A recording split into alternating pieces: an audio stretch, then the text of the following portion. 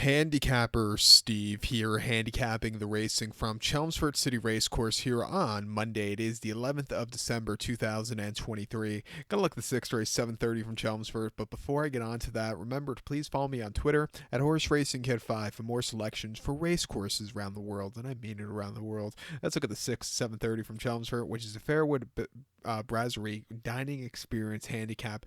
Class 4 handicap going for a purse $15,000. Race for 3-year-olds and upwards. Horses rated 66 to 85. 8 horses are going 1,600 meters or a mile on the all-weather poly track. Gonna take the 3-horse Urban Sprawl as the top selection. 371 in the TriCast trifecta. 371 TriCast trifecta. Top selection 3-horse Urban Sprawl. This 3-year-old colt here by Ifra here.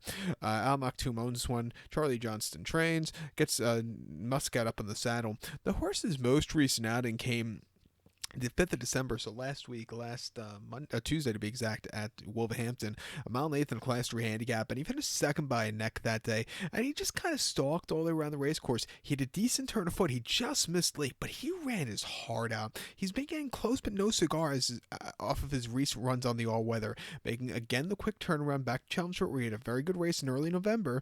I expect him to really finally improve and, again, get back to that winner's circle again today. Two back around 25th of November, another quick turnaround from the previous race. Mile 316 to Wolverhampton in a Class 3 handicap, and he finished third by 2 1/4 lengths that day. Again, I thought the trip may have been just a little bit too long for him, but he was getting down the race course well. Not the world's worst race after all is said and done. And then in Newcastle, 15th of November, 1 mile in a Class 3 handicap. Drawn on the inside. I do prefer wide post draws on the or the outer post draws.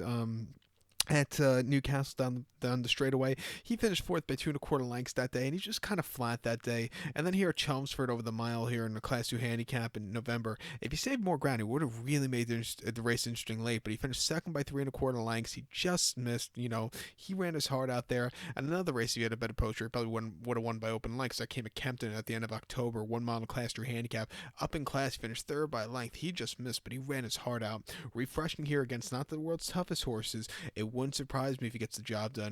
I think the 7-horse Gavi Di Gavi for Rosa Ryan and Alan King could get a piece of it. Hasn't been seen since an amateur handicap at Salisbury over the mile, where he finished second by 2 3/4 lengths, never really getting going there. He went over to Sandown, a ladies handicap in July quite nicely, and then prior to that, ran crap at Newbury. I do think coming back to poly track, back to a mile trip, is what he wants to do. He might need the race off the bench, but he's in the right class spot.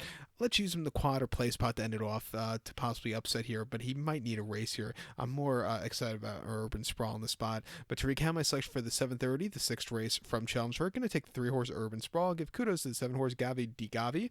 371 TriCast trifecta, 3-7 in the multi-race. So good luck to all, and please follow me on Twitter at Horse Racing Kid 5. Good luck, everyone.